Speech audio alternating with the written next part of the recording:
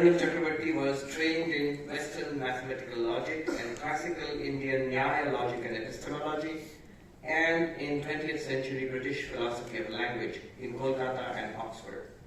He did his DPhil at Oxford University on singular negative existentials and fictional discourse under the supervision of Sir Michael Dummett and Sir Peter Strawson.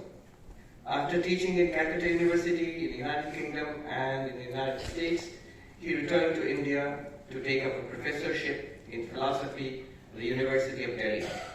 Since 1997, he has been teaching at the University of Hawaii as Lenny Distinguished Professor of Philosophy.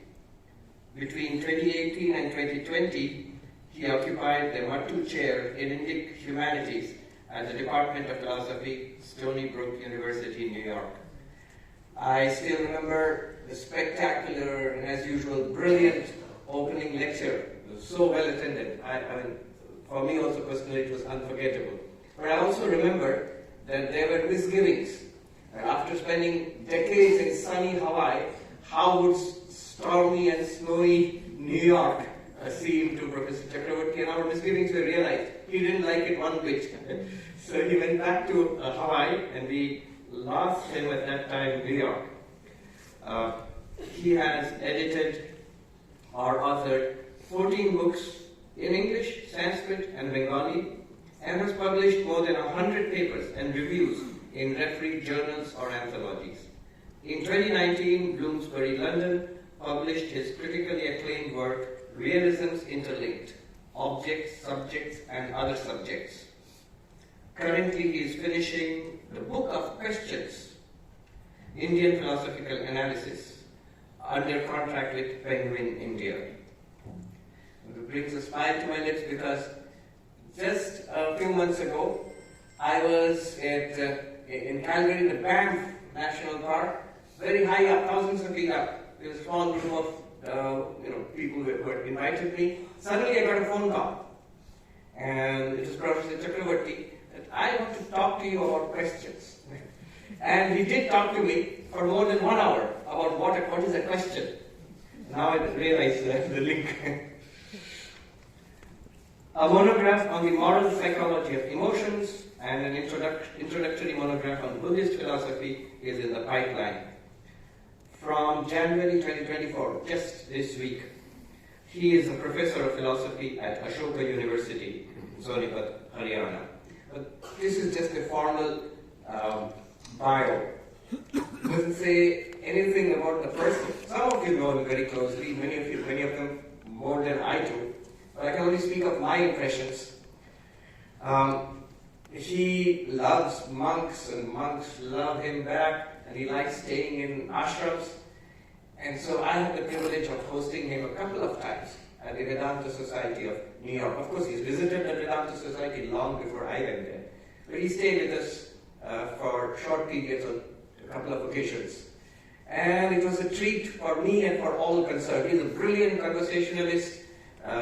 You could spend hours and hours listening to him. It's peppered with extraordinary insights. Philosophy, Western and Indian philosophy, and the whole range of Nyaya, Buddhism, Vedanta, but not just philosophy. There are people who came from different walks of life, devotees visiting the ashram. They were all enchanted, they were spellbound. He's a great cook.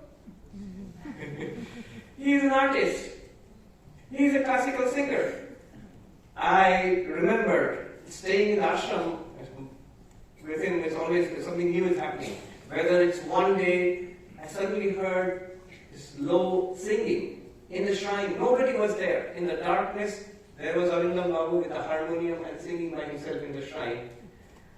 Another time, in Vivekananda room upstairs, I still had a video of him. He wanted to demonstrate the Tibetan way of debate. You know, they have almost stylized it into a dance, how you do the nigrahas and all of that. So he demonstrated it, and I took a video of it, which I still have.